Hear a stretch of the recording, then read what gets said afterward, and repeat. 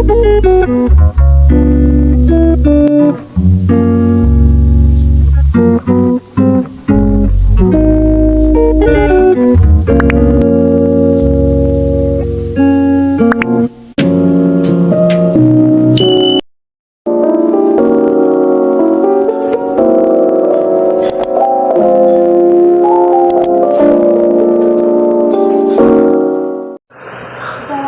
Ibu.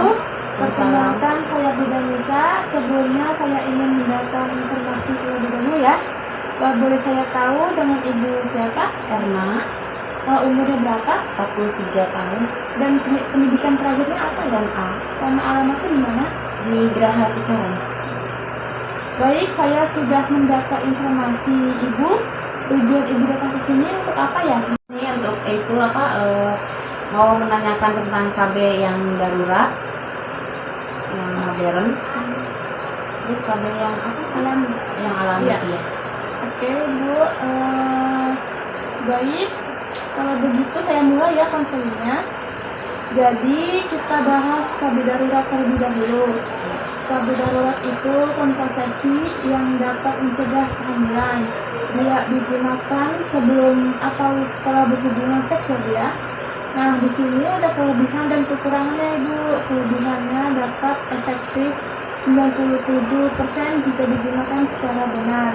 Dan kerugiannya itu hanya efektif digunakan dalam 72 jam sesudah berhubungan seks tanpa perlindungan.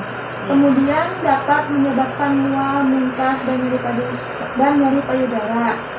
Lalu indikasinya itu bila terjadi pemakaian KB biasanya seperti kondom bocor, salah perhitungan masa subur, ibu lupa minum pil 2 kali berturut-turut, dan pemerkosaan supaya tidak ada kehamilan yang tidak diinginkan. Lalu kita lanjut ke KB alamiah ya. Sebelumnya apa Ibu sudah tahu KB alamiah ini itu apa? Belum. Baik, kalau Ibu belum mengetahuinya, jadi KB alamiah ini terdiri dari 4, yaitu ada KB kalender, KB suhu basal, dan metode senggama terputus. Nah, yang pertama itu ada metode KB kalender. Alat kontrasepsi kalender ini dapat mengetahui masa subur dengan cara hari pertama mens dalam 1 bulan hingga bulan berikutnya. Misalkan seperti bulan September nih ibu menstruasi di tanggal 1.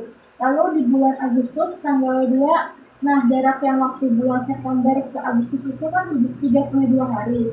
Disarankan untuk siklus mens selama 6 hingga 12 bulan, setelah itu dikurangi siklus mens terpendek dengan angka 18 itu dikurangi 28, maka sama dengan ke-10. Nah, berarti hari ke-10 itu adalah siklus mens yang merupakan hari 1 masa subur. Yang kedua itu metode suhu basal. Nah, metode kontrasepsi ini dengan menghitung meningkatkan suhu tubuh ibu saat bangun di pagi hari atau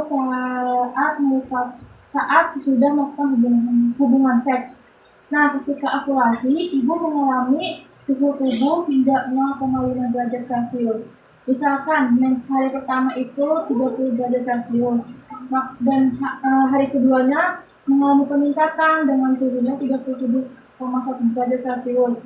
Dan hari ketiga, ibu mengalami peningkatan lagi 37,2 derajat Celcius. Kira-kira metode suhu basal itu seperti itu ya Bu ya. Nah, yang ketiga itu ada metode senggama terputus. Metode senggama terputus ini baik saat hubungan seks, jadi pensnya itu keluar ke vagina sebelum terjadinya klikmas dan ejakulasi. Teknik tarik keluar ini sering digunakan sebagai metode cadangan dari kondom, misalkan saat melakukan hubungan seks spermanya itu dibuang di luar ya, seperti itu.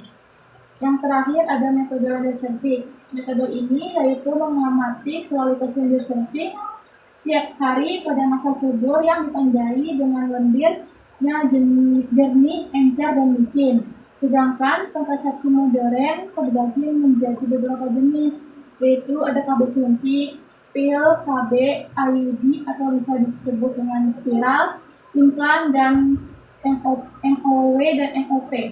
Sepertinya sudah cukup penjelasan dari saya. Apakah Ibu sudah paham dan ada yang ingin ditanyakan? Bila ada pertanyaan, Ibu bisa bertanya kepada saya. Ya, sudah cukup. Jadi kalau sudah tidak ada, kita cukupkan sampai sini konselingnya. Terima kasih karena Ibu sudah berkunjung di sini.